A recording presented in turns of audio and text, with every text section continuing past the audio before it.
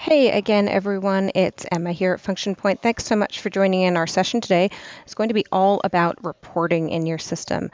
So I'm just going to take us through a few slides and then going to hand the reins over to Mark. And let's get started here. Okay, so today's session all about reporting.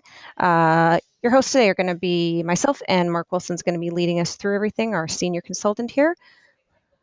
A little bit of housekeeping just before we get started. So I am recording the session today. If anyone hasn't been able to make it or has to drop off early or wants to listen again, we'll post that probably later today over to our What's New section. Questions are welcome. Throughout the session, I will be answering those. You should see a little question section in the GoToWebinar control panel. I'll either type back an answer or we'll ask Mark to answer sometime during. He checks in pretty regularly as well. And you're welcome to tweet any comments you have about today's session. Just use the hashtag #ReadyToReport to share your feedback.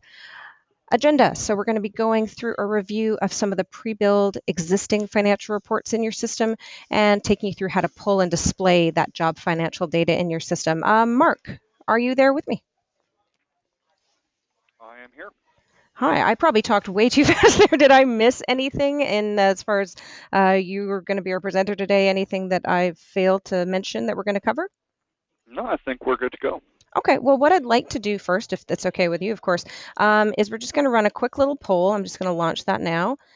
Just trying to get a gauge for our audience as to how people are using reports now. If you are using reports now, it would be great if you could just answer that. We'll leave that up for just a moment or so.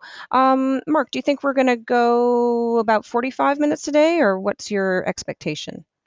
Pretty confident we're going to stick to 45 minutes. I say that and then I catch myself at 40 minutes with 15 minutes more Yeah, content to cover. But I am pretty confident today. I guess it just depends how long I stay on certain topics and how many questions we get. But let's fair plan for enough. 45 minutes. Okay, fantastic. And you, I mean, even when all the content you provide is good stuff, Mark, and so we all appreciate that, of course.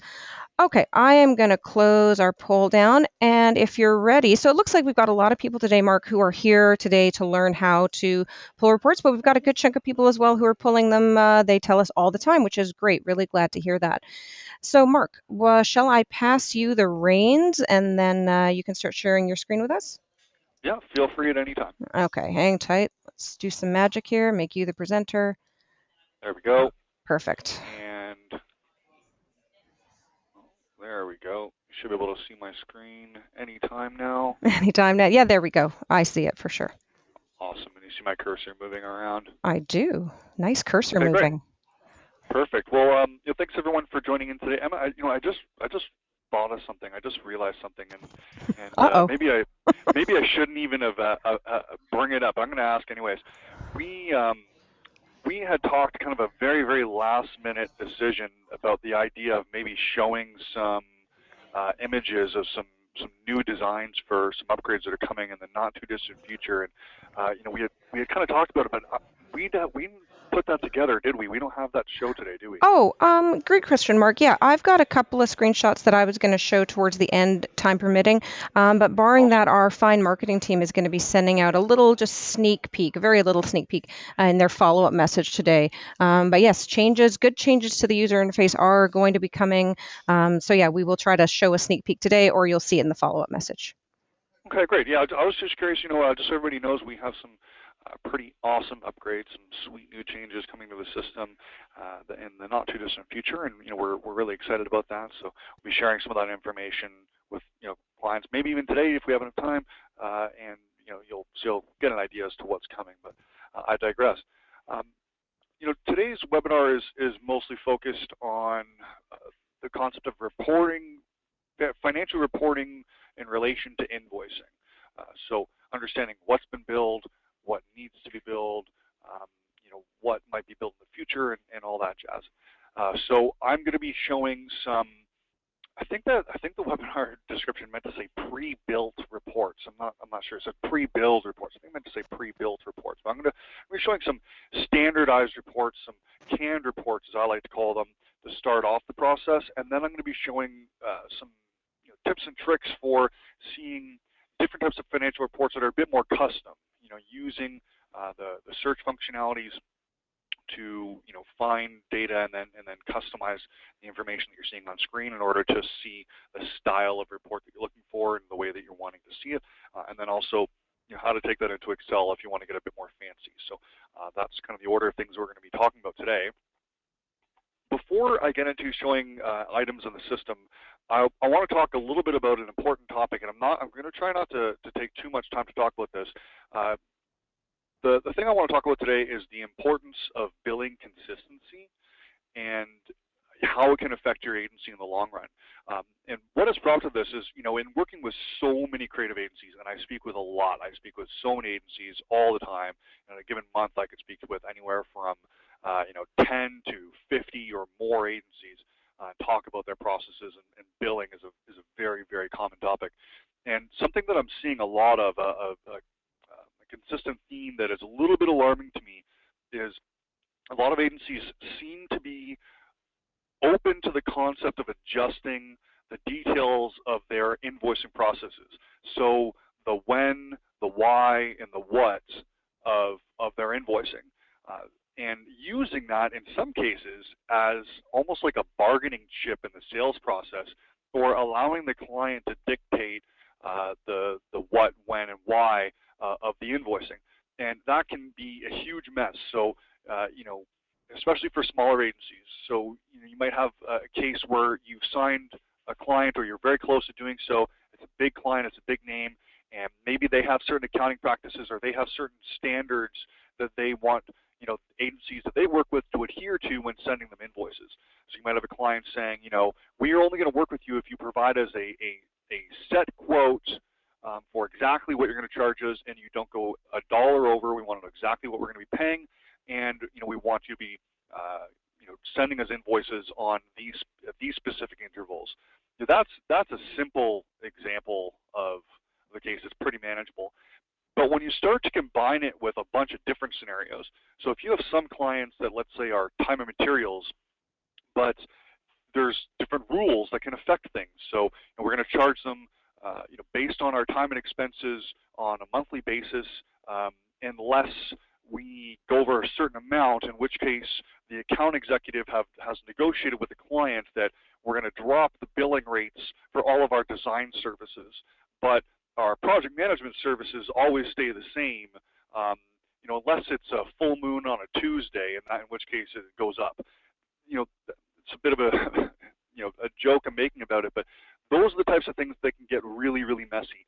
As advanced this function point is, and as awesome as it is a financial workflow, sometimes I talk with clients who have so many different types of billing structures. They bill so many clients in so many different ways that automation is literally impossible, whether it's function point or any other system. It cannot be done because it's going to take a human mind to be able to grasp all these different types of billing. So, I'm kind of droning on about it, but I just want to kind of emphasize that you need to find consistency in the way that you bill. If you decide that you are a time and materials agency, then be that as often as possible. If you want to be providing fixed price quotes to your client and sticking to that, then operate that way. And if you have a client that is negotiating with you and they're about to sign up, but they are trying to influence or change the when, the why, and the how of what you're going to be billing them, try to find something else. Try to find a different negotiating tactic. I had one client tell me that one of their clients is a McDonald's co-op, and them telling you how to bill them is just the reality of working with them, but it's worth it because it's a huge account. I get that. If that's the case, deal with it. But please, please, for my sake, for your sake, find a different bargaining tool, a different bargaining chip, so that your billings are consistent. Don't use it as a negotiating tool. Don't let your account executives be changing that.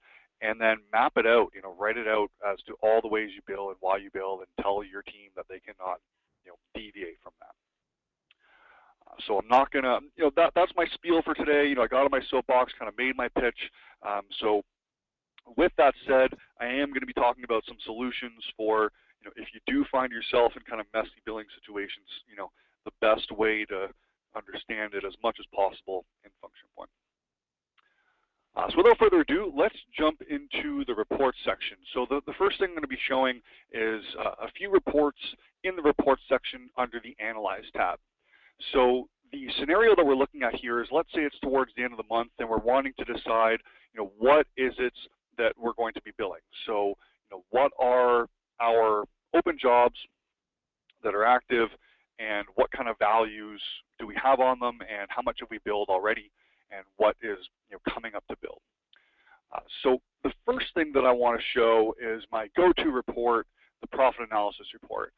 Now, this is a large report. There's a lot of data in it, and it's a common solution for me for a lot of reporting issues.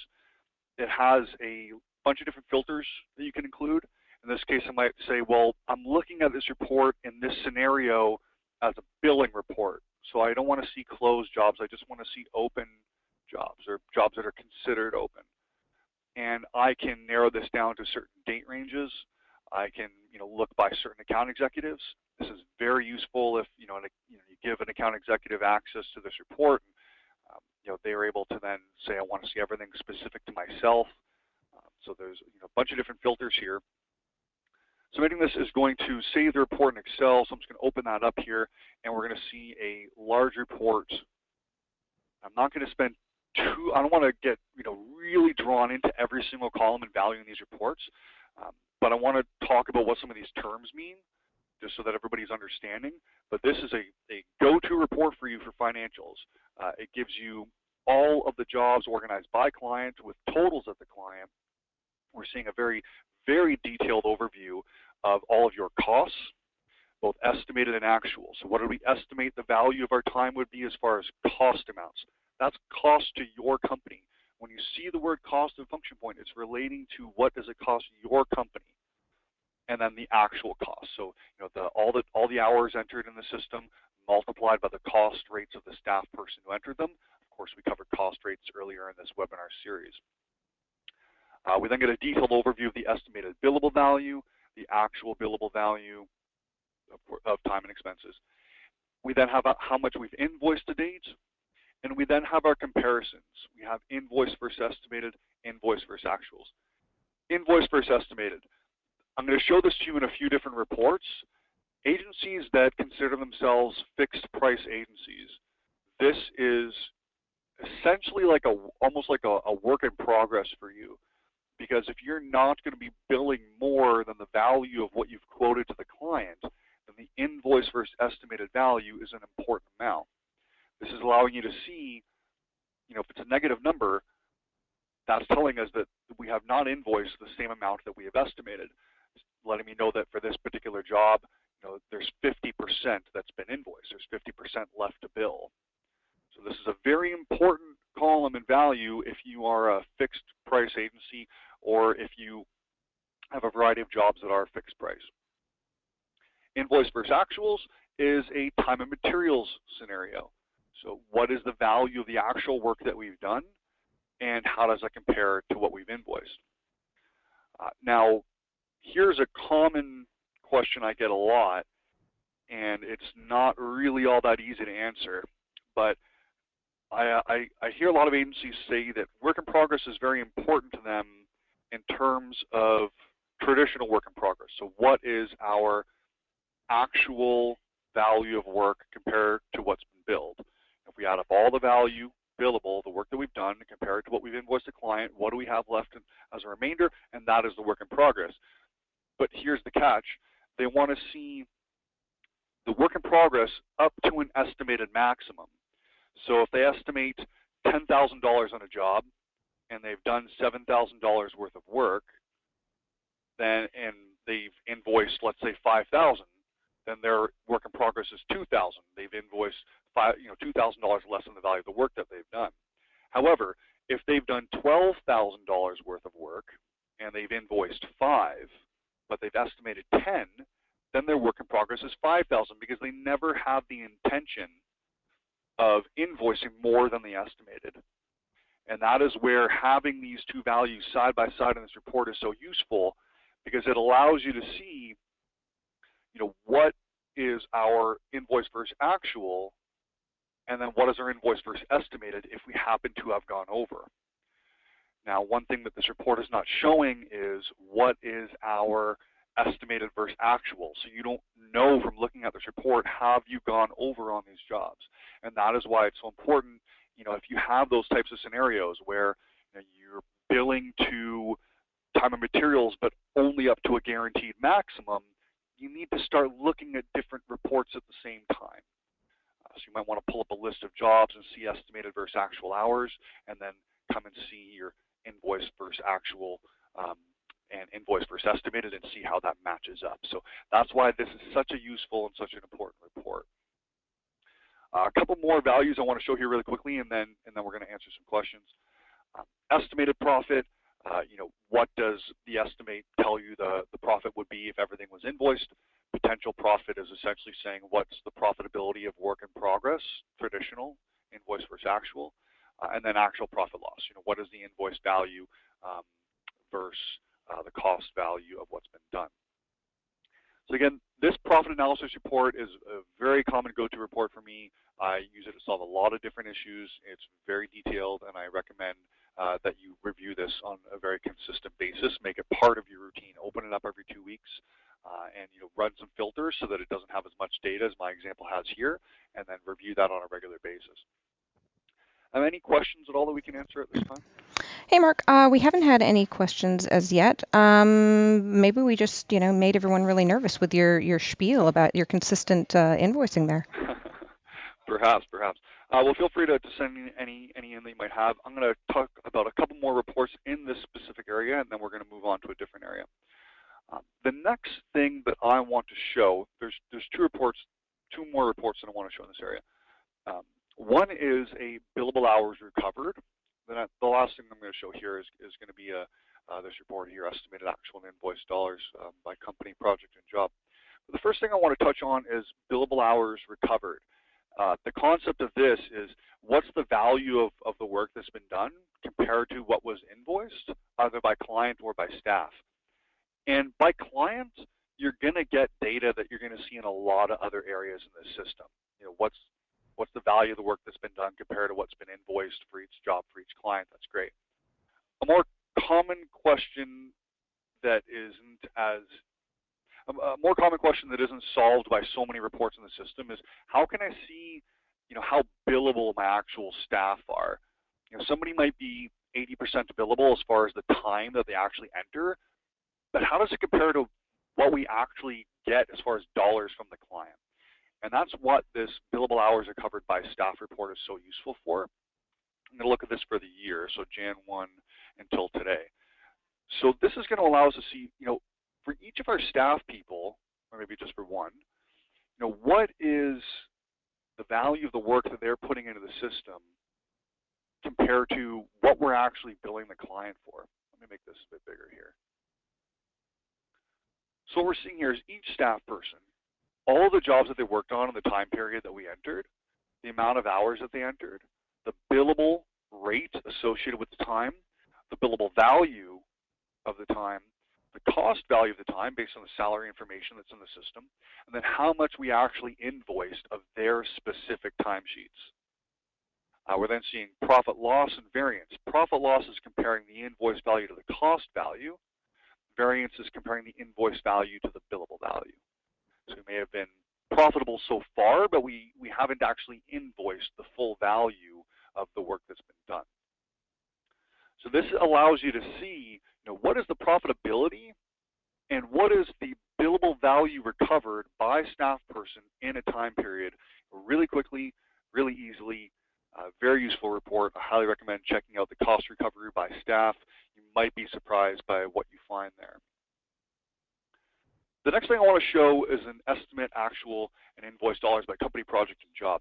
This is another report that's good for looking at, what needs to be billed and how much.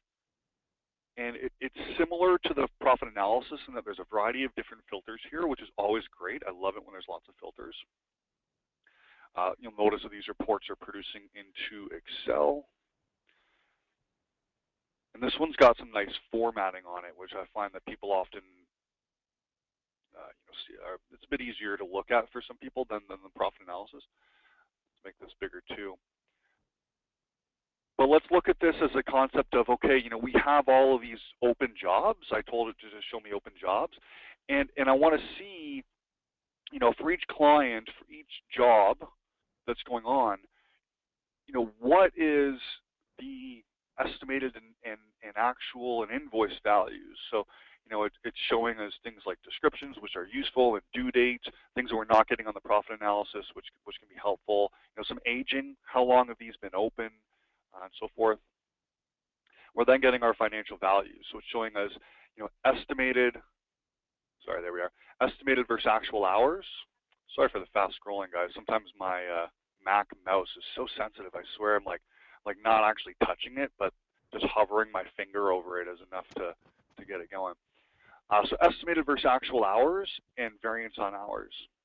Estimated dollar amount, actual dollar amount, and then as we scroll over, invoiced amount, and then some awesome comparisons.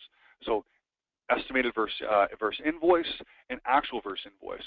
So this is a really, really great report for that very common yet kind of weird work in progress scenario where an agency considers work in progress to be the value of the work that's been done compared to what's been invoiced, but only when the value of the work is lower than a guaranteed maximum.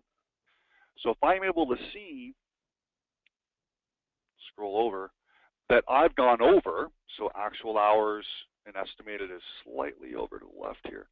So, estimated hours and actual hours, if I've gone over, then I know that my work in progress is total estimate versus invoice, because I never plan to invoice them more than the estimated amount. If I haven't gone over, then I know that my work in progress is total invoice versus actual, or total actual versus invoice. So it allows me to see in this, this one area exactly, what my work in progress is, depending on, certain scenarios, like going over or under what's been estimated. So very valuable report. It's not giving you the level of detail that the profit analysis is, but it may not be required for this type of scenario to see, what needs to be billed next for this job. This is a really, really awesome report. It's simple to understand. I have it really zoomed in right now, so it's hard to see everything in one spot. But it's easy to grasp. So I do highly recommend checking out the estimate, actual, and invoice dollars by company, project, and job. It has a bunch of filters there as well. I thought I saw some questions popping in, Emma. Anything I can answer at this time? Hey, Mark. Yeah, we've had some good ones in from Maura, and I'm not sure if we'll be able to answer them, but I'm going to throw them at you anyway. So I believe they relate back to the report you were looking at previously, the billable hours recovered. Okay. And Maura was asking if we could explain why the billable hours recovered by staff can be more than the amount of time worked, i.e., why isn't there a cap? Is that making sense to you? It's a little over my head, perhaps. To be honest, I don't know. It's I don't want to say it's going over my head, but maybe it is. I'm not sure. I mean, my first response would be that the value that you see in that report should never be more than the value that's actually been worked. If that's the case, the only thing I can think of is maybe there's a bug that's giving us inaccurate data in that report, or something. Another thing, maybe it's around a date range. Something about you're looking somewhere else where the amounts are confined by a date, whereas the range you put into this report is larger. What I'd recommend is that if she could send us an example, what we would need is a screen grab of the area of the system where you're seeing information that differs from the report, and then the report itself, perhaps with a row highlighted, to show us what it is that you're experiencing. That's Because great. Okay. you shouldn't be getting any kind of variance there, which can be kind of annoying. Like things like those date ranges. It's easy for someone like myself because I have so much experience with this program, but something like that may not be immediately obvious to you. So you're seeing two different numbers that don't match up in the system. You're like, why is this not the same?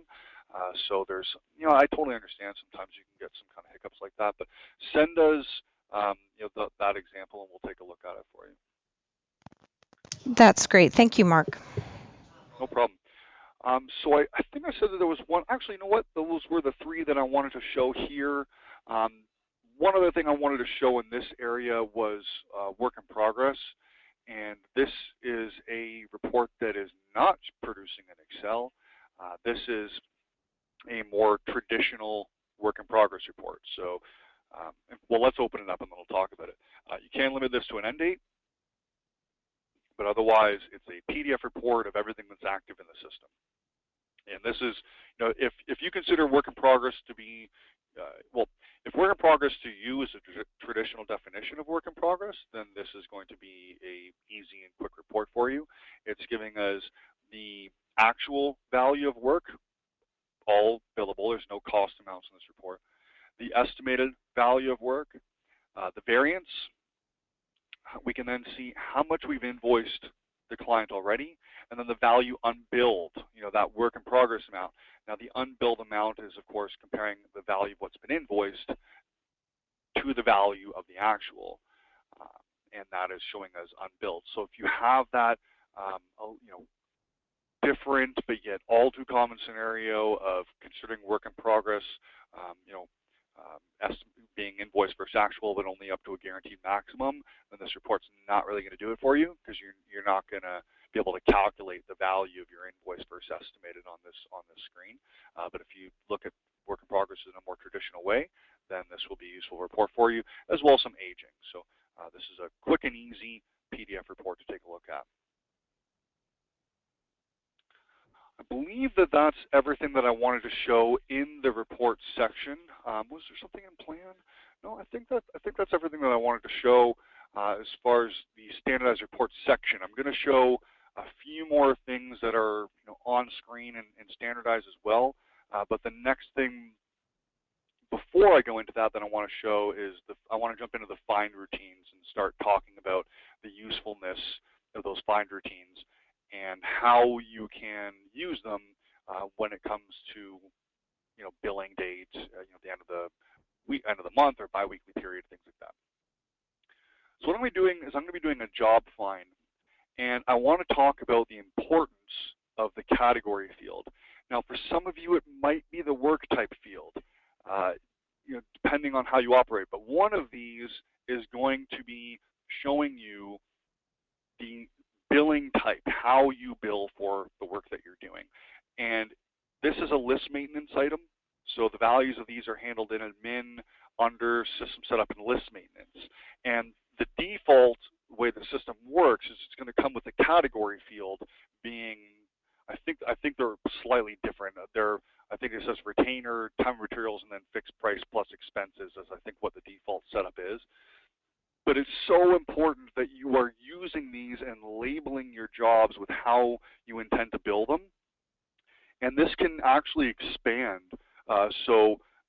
Emma, I know that you had put together some examples and you shared with me of more detailed list. You know, this might not cut it for you because you might have all those different scenarios for different types of billing. You know, maybe you have you know, fixed price plus expenses. Maybe you have fixed price included expenses. Maybe you have time and materials unlimited. Maybe you have time and materials to a guaranteed maximum. You know, things like that. You might have also a variety of different recurring billing. So I just have retainer to kind of look at the concept of recurring billing.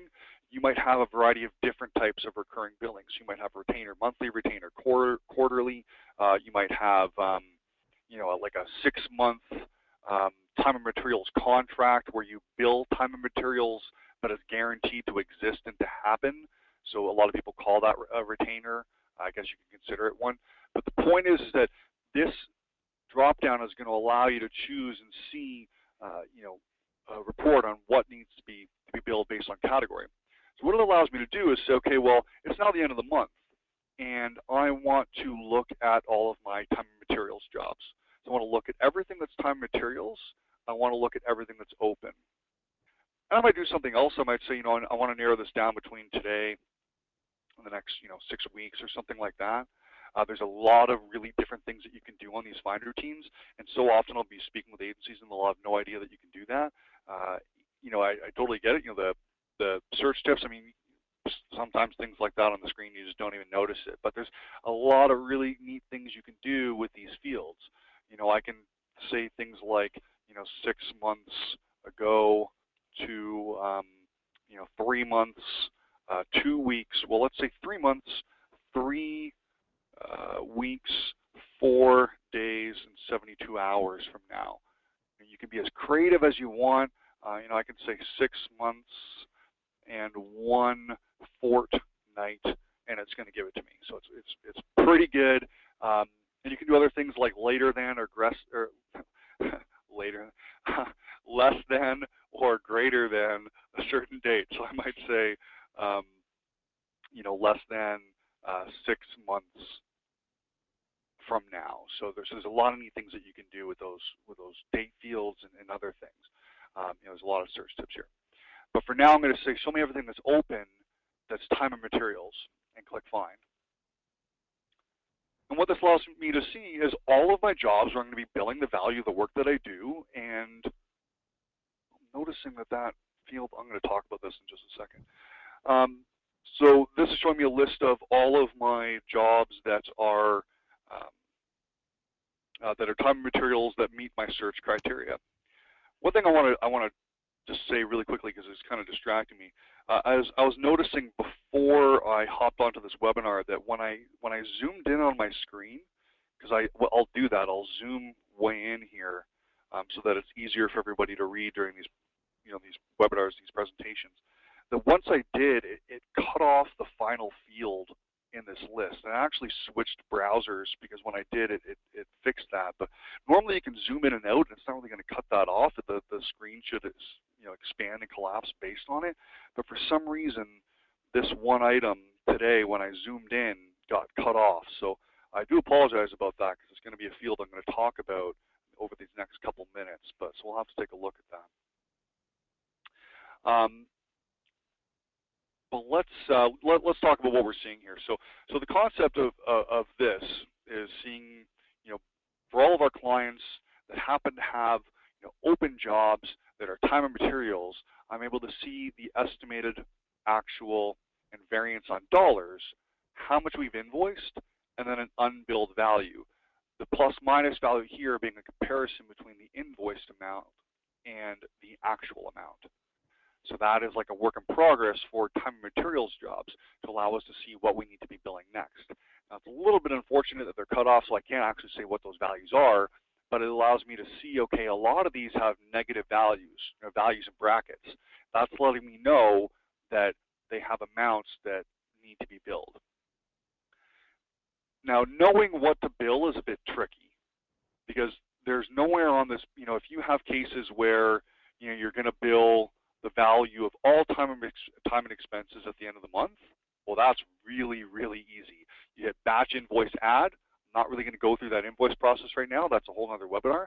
But you hit batch invoice add, you hit create. All those invoices are created in like 20 seconds or less, and then you're good to send them off right away. Very easy. Where it gets tricky is those different scenarios that you've come up with your clients. So maybe it's time and materials. Here's a common one. It's time and materials, but we're only going to invoice you a maximum of $5,000 per month. If we go over $5,000 per month, then that value rolls into the next month. But then you have another client and they say, we can't afford that. Can you make it $4,500 for us? And you say, yeah, sure, why not? And then all of a sudden, that happens 15 times in different scenarios, and now you have all these crazy time materials billing scenarios, and you can't keep track of them. That's what I was talking about at the start of the webinar. But this allows us to, from here, either go in and build them individually, because if you have those types of scenarios, then you're going to need to invoice all these jobs one by one, or review their descriptions and then manually edit them while you're doing the batch. Another thing is you might want to see, okay, maybe these jobs are, having a certain situation with expenses. So this actual value here is including time and expenses. I need to see a breakdown of that. I need more detail on where the actual value is coming from. So what I can do is go into the Manage Columns option. A lot of people don't know about this as well. This allows me to add and subtract values and columns that's going to be showing up in the list. So here I have, a bunch of standard information, but there's some advanced options I want to include. And one of those is a breakdown of actual internal service dollars, so billable dollars, not costs, but billable. And I also want to see actual external expense dollars as well. Now those default to be going to the right. I'm going to bring them over. I'm going to put them beside the actual value. I'm going to save that, and those two new columns are going to be in this list. So here's my actual internal service value and my actual external expense. So it looks like I just don't happen to have any external expenses for all of these open time materials jobs, but it allows me to see a breakdown of this value into our internal services and our expenses. And there was a variety of other values there as well in the advanced options. There was a breakdown of how much have we invoiced of our external expenses or of our internal services. So manually customizing these columns and adding and subtracting can give you different views, more in depth or perhaps more summative into the information that you're looking at. And then an awesome thing that you can do from there is you can export the view that you're looking at. So I can export the current view, which is essentially, give me a CSV file of exactly what I'm looking at. And then from there, I can get really creative and I can run all different types of custom reports really, really quickly.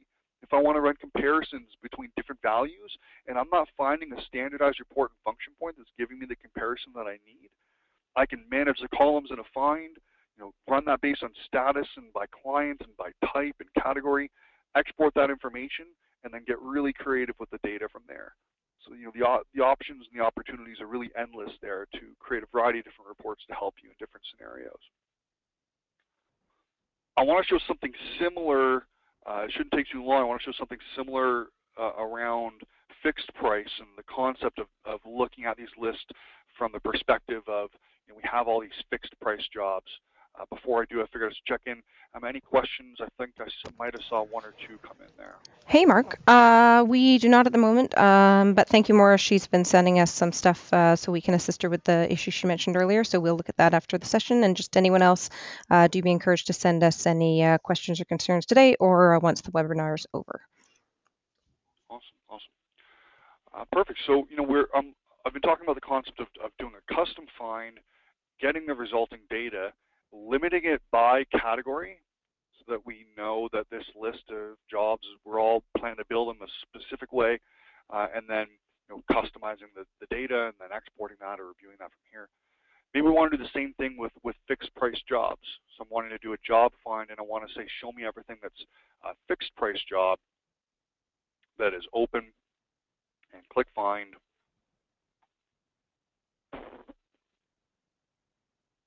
And that is now showing me, the fixed price jobs in a similar view. So for these fixed price jobs, perhaps some of this information isn't as relevant. So I'm going to choose to manage these columns, and I want to take out perhaps those advanced values.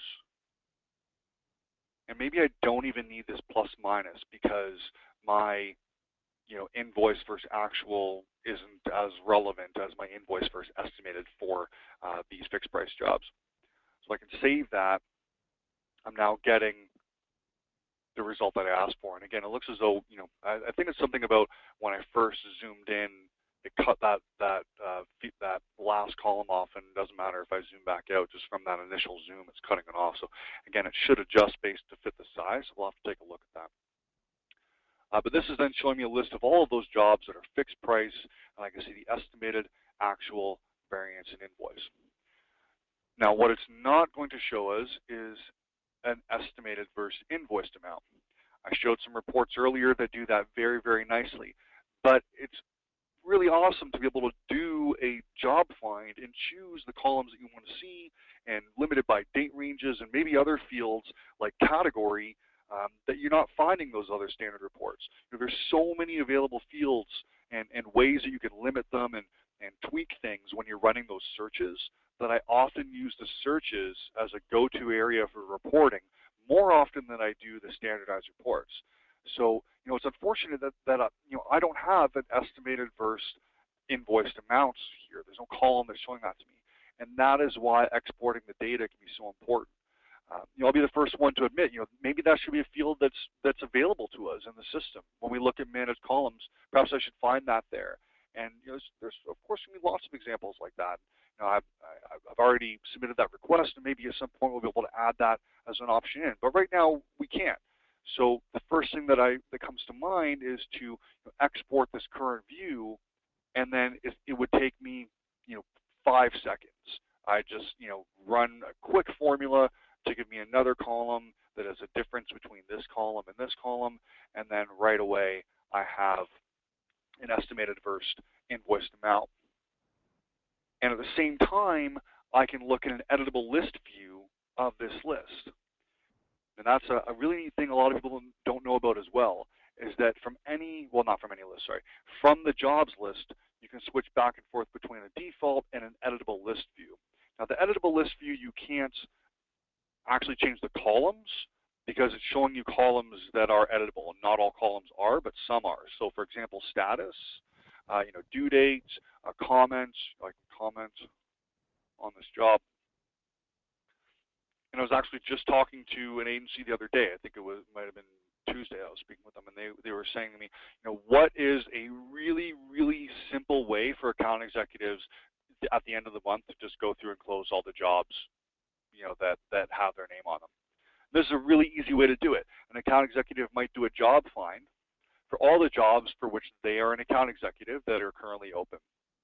They get the resulting list, and from that list, they then go through it and close any jobs that are completed. So this job, and excuse my amount of statuses I use, I have a lot of examples. Your system will be slightly different, but I'm going to, complete some of these jobs. Your system is probably going to use the word closed, which I actually do prefer setting up new clients with, is the closed status as opposed to completed. But I'm, going through and I'm just completing these jobs. So any jobs that are completed, I'm marking them as such. And then I might want to repeat that search.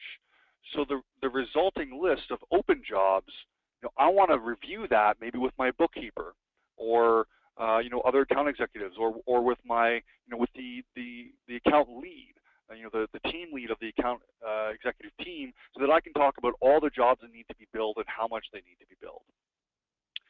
What I can do is go through and change these statuses, and then all I need to do is click on the job's header. I don't need to go back to the find. Clicking on the header runs the exact same search I just did, but the jobs that I changed to be closed are no longer in the list because I marked them as closed, so they're gone. So as an account executive or anybody that's wanting to go and make quick changes, it's very easy to do so, and you can get the resulting new list instantly. And from here, I understand that a common scenario for a lot of agencies is account executives or account managers or business associates, the salespeople, whatever you call them. They oftentimes are the ones that are dictating what needs to be billed. And this is another scenario that I honestly, when all times, typically recommend avoiding. And you want to have consistency with what you're billing so that it can be easy, so that a bookkeeper or an account executive or anybody knows exactly what's going to be billing on a month-to-month basis.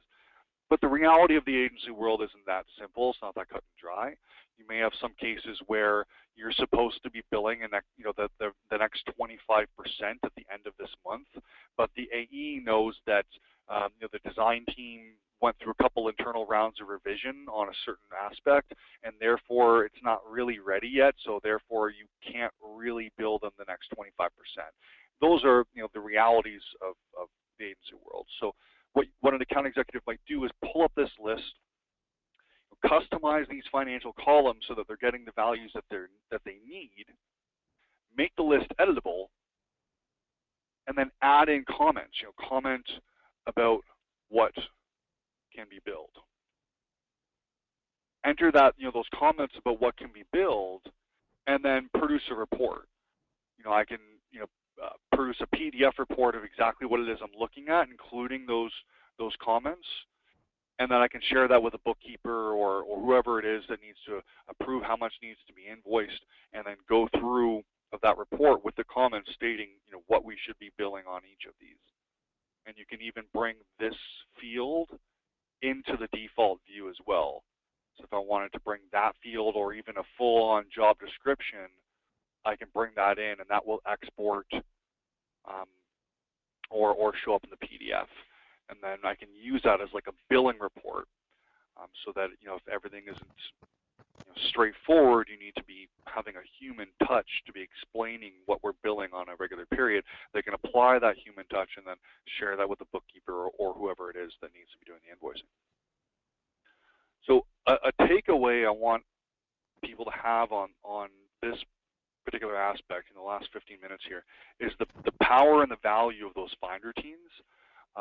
So often I'm speaking with agencies that are spending all their time in the report section and not realizing that every single aspect of the system has this very powerful find routine that we can run and really tweak and customize and then export or produce a PDF and do a lot of neat things with. So I recommend exploring that, taking a look at it, and the next time you're not getting exactly what you're seeing in one of the standardized reports, I do really encourage you to come into the find area, run a search, and then play around with the resulting list and see if you can get what you're looking for by managing these columns here. So I know that we've hit 12:45. One last thing I want to show really, really quickly is just the concept of the on-screen financial tab. It's not nearly as flexible as some of the things that we've been looking at, but it gives you a specific look into a job. So let's choose a job here. Let's just say, let's say this dealership signage one. It's an old school example. So we look at a job, and we're going to get a summary that's very easy to understand. What is our profit, invoice versus cost? What is the health, estimated billable versus actual billable? The summary overview is really simple and easy to grasp. And then the financials tab. And the financials tab, probably everybody is really familiar with this. It's a very common area to look at to see the health of a job and an overview of what's been done. But this is going to show us, each service group, and then a detailed audit level review of the hours by service, estimated and actual, cost values, billable values, variances between estimated and actual, how much has been invoiced, and then remainders comparing actual and invoiced amounts. And you can drill down all the way into the timesheets and see exactly what's been done and when, who did it, who did the work, and if they entered a description, that would show here as well. So these, financial tabs are on screen and interactive and are very, very useful in understanding exactly what's been done in a job and how that impacts it financially. That's probably not new information really to anybody that's on this webinar, because it's an area that we go through in detail during training and onboarding, but just wanted to touch on that and make sure that in case there's anybody that's on, maybe that's a new user, you're going to get really familiar with this area because it's very important in looking at real-time financial reporting on a job anytime that you need to. So that covers all the content I had for today. Emma, any questions that we should answer at this time, or anything that you can think of that maybe I missed that we should go back over? Oh, hey, Mark. No, that was very thorough. Could we maybe get you to very succinctly and very briefly repeat your rant? So was it and let me make sure I understood your earlier soapbox. So your recommendation then, the thing you'd like people to take away from today would be that they come up with a consistent invoicing plan or billing plan for their clients and try to stick with that for every client. Have I hit the nail on that one?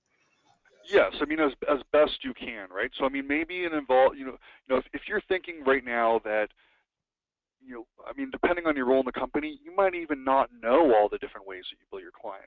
Or maybe you're the accountant, or maybe you're the owner of your agency, and you're thinking about, your account executives out there and all the different, accounts that they have and projects that they've sold and all the different ways that you bill them. Or, maybe you're the bookkeeper and you're dealing with that scenario. If it's already a bit of a problem for you, here's what I suggest. Sit down with the people that can make these decisions. So sit down with the people who are selling the deal, so the account managers, the business developers. Sit down with the accountant, maybe the owner of the agency, creative director, and talk about how is it that we as an agency want to be billing our clients. and make a decision about what is our goal moving forward. So are we, wanting to be a mostly fixed price agency? And that I find is the reality of the agency world at this time. Um, before the recession, most agencies were time and materials. At the end of the month, you just bill all your clients for all the work that you did. I mean, glory be the old days, right? Post-recession, well, let's say during the recession, what happened is a lot of companies were saying, yes, we want to, purchase this, your services. We want to start a new advertising campaign or a new branding campaign for the company, but budgets are tight, and we need to know exactly what we are going to be paying for it before we sign up, and that cannot be deviated from. Precedents were then set. Companies got used to being able to know exactly what they were going to be paying, and got used to the idea that if the agency, who was so proud of the quality of their design work, had to do 5 internal revisions in order to get it right, or maybe even client-related revisions, that it didn't matter because it was an agreed-upon price with a signed quote, and that's what they were going to be paying. So I'd say, 9 out of 10 agencies I'm speaking with these days have a lot of their work as fixed price, and I'd say upwards of 50% of agencies I'm speaking with, or maybe even more, are 100% fixed price and don't have a single time and material situation on their books. So if you've determined, okay, we are a time and materials agency and we're going to price our work to be competitive, talk about what are the different scenarios that we allow. Are we going to bill for our expenses? You'd want to, and if so, when and how often? Are we going to bill them every month as they happen, or are we going to bill for all expenses once the job has been closed? And whatever your decision is, try your best to not allow that to be a bargaining chip. If you have clients telling you, we are not going to pay for any expenses until everything is completely done and we have signed off on it and are satisfied, if that's how you need to operate, great. But if you've determined that you are going to bill expenses at the end of the month, try to stick to your guns and tell your client, no, I'm sorry, we have a billing structure that is consistent for a reason. It allows us to be more efficient. It allows us to be more productive in doing the work, for you. So how about this? How about we're going to bill you every month, but maybe we'll provide you something else. We'll provide you with, some sort of additional hours or something that allows you to stick within the confines of your billing scenarios so that you're not getting outside of it. And once you've decided on what your billing scenario is going to be, then communicate that with your account executives and find other areas that they can give price breaks on in order to remain consistent. And you know what? If you're a new agency or you're a young agency and you don't have these problems yet, then you're in a great position to make sure that you never do. Just try to, again, be consistent, stick to your guns, find ways to satisfy the needs of your clients, getting concessions and deals without creating a whole bunch of different types of billing scenarios. Because honestly, I'm seeing it so often now. It's like almost every agency I speak with has a minimum of 5 different billing scenarios that they need to work through. And common question is, okay, well, how can we automate invoicing? And unfortunately, my common response is, it's impossible. You can't. You have so many different scenarios. You can't have one button invoicing. You're going to have to go through all of your jobs at the end of the month and figure out manually what it is you can bill, because you've kind of dug yourself into this hole. So sit down with your team and come up with a plan to dig yourself out of it, I guess. So that's my second version of my rant. Emma, did that No, Mark. Is that, no, Mark, I'm very mad at you. I'm going to take you aside later and teach you the word succinct. That was you are in trouble with me, mister. Yes, it is valuable information, ITs. It makes sense to me. I just want to encourage everyone that if there is anything today that didn't make sense or they've thought of later that they wanted to ask a question about, they certainly can send a message over to us. The best way to reach us is probably via email, success@functionpoint.com, and then myself or Mark will respond to you as soon as we can. That also goes for any ideas for future webinars, because we don't actually have anything planned for the next little while. So if you have ideas about things you'd like to hear Mark rant about, by all means send them over. He's a good ranter and we love him for it. So if you have things you'd like to hear Mark give his experience and wisdom on, just let us know by email. Session recording will be up later today. Mark, anything else you want? Any last words? I'm going to limit you, but any last words? No, I think I'm good. As you said, we are taking a little bit of a break from the webinars, and really, I think that's just to kind of regroup and come up with some new topics that are going to be really valuable and going to bring, we let's just put it this way. I want to really focus on what our clients want to know and what they want to experience and learn more about, whether it's directly related to the system or not. If it could be something that's completely unrelated to the actual product itself, more related to the agency world. I want to make sure that we're providing a huge amount of value in these webinars. So there's going to be some strategic discussions over the next weeks to decide what that next series is going to be. And right now I'm looking at probably towards the end of February is maybe an announcement, and then maybe towards the mid-March is when we're going to be, maybe even a little bit later as to when we're going to be starting that next series. Fabulous. Well, you just let me know if I'm still a worthy co-pilot, and I will happily co-pilot with you, my friend. And thank you, of course, everyone for being here today. Again, recording will be up later today. Questions, welcome to success@functionpoint.com. Technical issues, welcome to support@functionpoint.com. And we hope to talk to you all again soon. So, Mark, thank you again. Thank you, and thank everyone that joined in today, and have yourselves a great rest of your Thursday.